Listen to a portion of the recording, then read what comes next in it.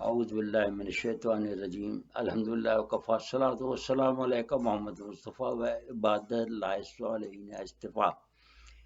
اما بعد، کل پچھلی نشست میں ہم نے چیپٹر نمبر 29 ختم کیا تھا اور یہاں تک پہنچے تھے کہ تمام مرکزی عراق فتح ہو گیا اور حضرت ابو بکر نے جو حضرت خالد کو ہدف دیا تھا وہ انہوں نے پورا کر دیا، لیکن وہ آرام سے بیٹھ جانے والوں میں سے نہ تھے.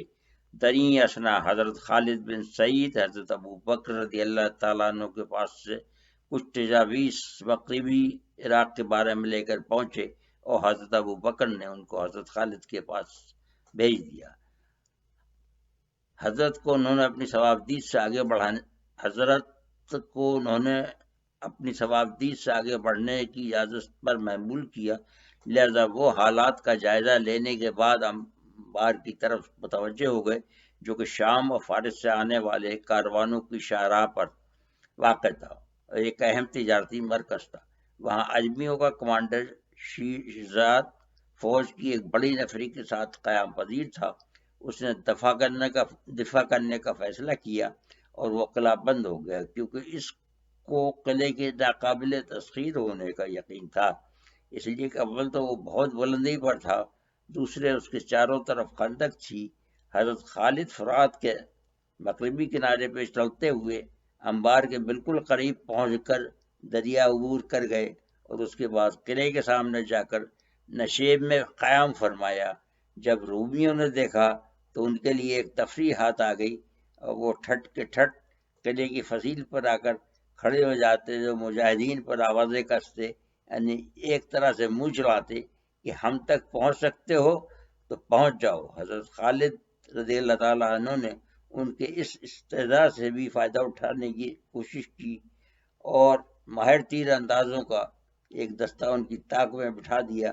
جیسے ہی وہ حسب عادت فصیل پہ آئے تو اچانک پھر تیر اندازوں نے ان کی آنکھوں کو نشانہ بنایا اور اس طرح ایک ہی دن میں ان کے ہزاروں آدمی آنکھیں کھو بیٹھے. اس وجہ سے اس جنگ کا نام جنگ العین پڑ گیا. یعنی حضرت خالد نے اسی پر بس نہیں کیا کہ وہ اور اس خندق کو چاروں طرف سے چکر لگا رہے تھے کہ انہیں ایک مکان پر کچھ مطلب کی جگہ نظر آ گئی جہاں پر خندق کی چوڑائی قدر کم تھی. انہوں نے پھر انہیں انہی تیر اندازوں سے کام لیا اور ان کو ہدایت فرمائی کہ وہ قلعے کی طرف تیروں کی بارش کرتے رہیں. اجمی اپنے کل کے تجربے کی وجہ سے دبکے رہے کہ کہیں پھر نہ آنکھوں سے ہاتھ دھو بیٹھے، اور حضرت خالد نے موقع سے فائدہ اٹھاتے ہوئے تمام ناکارہ اور بوڑھے اونٹوں کو لا کر ذبح کیا اور اس کے اندر ڈال کر خندق کو پاٹ دیا. اس طرح وہ ایک پل بنانے میں کامیاب ہو گئے اور اجمی اس سے اس وقت باخبر ہوئے جب مجاہدین ان کے قلعے کے بالکل نیچے پہنچ گئے اور اس پر حملہ کر دیا. اب صورتحال یہ تھی کہ ان کے سپاہی تیر اندازوں کے ڈر سے فضیل پہ آنے کو تیار نہ تھے اور ادھر مجاہد قلعے میں نقب لگا رہے تھے اور دیوار پر بھی چڑھ رہے تھے. جب شیرزاد نے یہ صورتحال دیکھی تو اس نے پیغام بھیجا کہ اگر مجھے اور میری فوج کو نکلنے دیا جائے تو میں مزاحمت نہیں کروں گا اور مدائن چلا جاؤں گا. حضرت خالد نے اس کی پیشکش قبول کی، ان دو شرائط کے ساتھ مان لی کہ اجمی اپنے ساتھ اسلحہ اور قیمتی چیزیں نہیں لے جا سکیں گے، اور وہ ان شرائط کو مان کر قلعہ چھوڑ کر مدائن چلا گیا.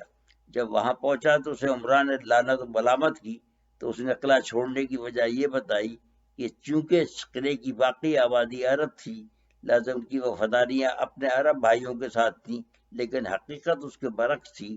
وہ فارس کے وفادار تھے مگر وہ بزدل ان کو تنہا چھوڑ کر بھاگ گیا تھا. حضرت خالد قلعے میں داخل ہو گئے اور عرب نصارہ کے پاس کوئی چارہ نہیں چھوڑا کہ وہ ہتھیار ڈال دیں، لہذا انہوں نے اپنے مذہب پر رہتے ہوئے جزیہ دینا منظور کر لیا اور ہتھیار ڈال دیے.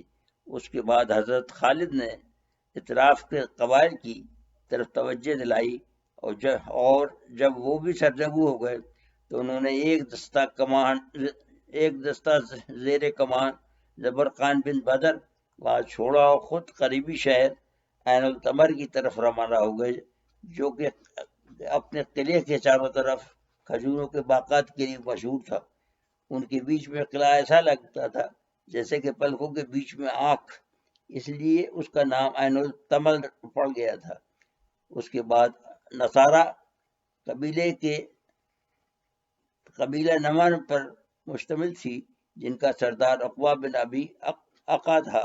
اور جب اجمیوں کی طرف سے قلعہ دار میمان بن بہرام جبین تھا، اس نے عربوں کو چڑھاوا دیا کہ آج تمہاری وفاداری کا امتحان ہے.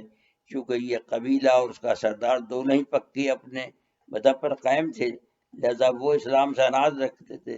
پھر عقا کو اپنے جسمانی طاقت پر بھی گھمنڈ تھا، لہذا اس نے جواب میں کہا کہ آپ خاطر جمع رکھیں، چونکہ ہیرے کو ہیرا کاٹتا ہے، لہذا ہم عرب طریقہ جنگ کو سمجھتے ہیں. لہذا آپ ہمیں قلعے میں رہیں، آپ یہیں قلعے میں رہیں اور پھر دیکھیں کہ ہم کیسے بہادری کے جوہر دکھاتے ہیں.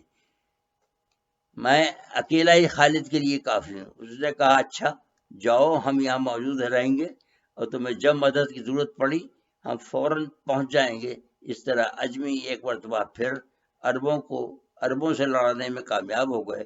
عقبہ عربوں کی فوج لے کر حضرت خالد رضی اللہ تعالیٰ عنہ کے راستے روکنے کے لیے روانہ ہوا. عین التمر سے 10 میل آگے جا کر ٹھہر گیا. جنگ انبار.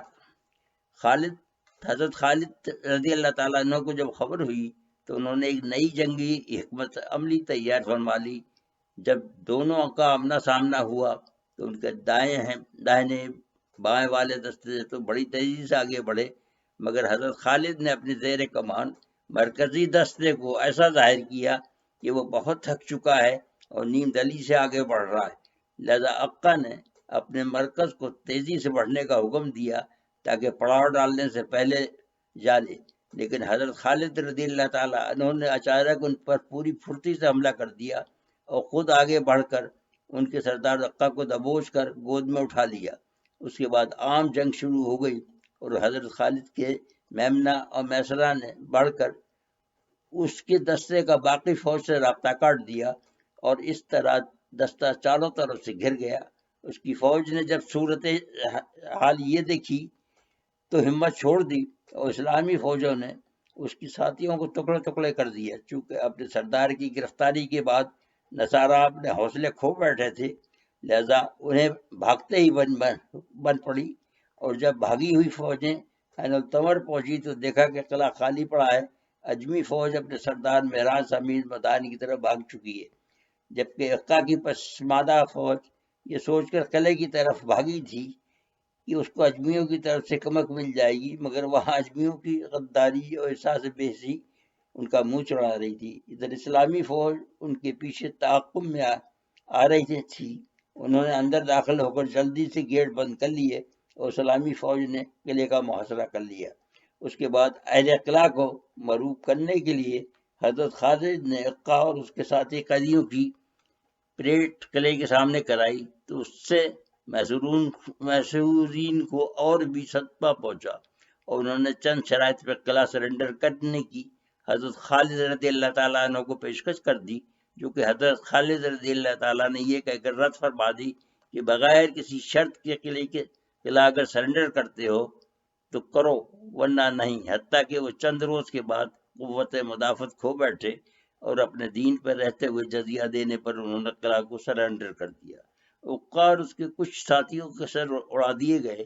وہاں ان کی ایک مذہبی درسگاہ بھی تھی، جن کے کچھ طالب علموں نے دین اسلام قبول کر لیا اور اسلام کی بے مثال خدمات انجام دی، جس میں حضرت موسیٰ بن نصیر شامل تھے، جنہوں نے بعد میں اسلام کے جھنڈے تلے لڑتے ہوئے افریقہ کا بڑا حصہ فتح کیا اور پھر اسپین کو فتح کرتے ہوئے فرانس کی طرف بڑھ رہے تھے کہ خلیفہ عبدالملک کا انتقال ہو گیا.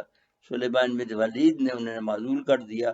اس طرح یہ عظیم جنرل اور مجاہد گمنامی اور مفلسی کی حالت میں اللہ کو پیارے ہوئے قلعہ عین التمر سے بے انتہا مال و دولت اور مال غنیمت کے طور پہ ملا، جو کہ حضرت خالد رضی اللہ تعالیٰ عنہ نے حضرت ابو بکر رضی اللہ تعالیٰ عنہ کی خدمت میں خمس روانہ کر کے باقی فوج میں تقسیم فرما دیا، وما علینا الا البلاغ۔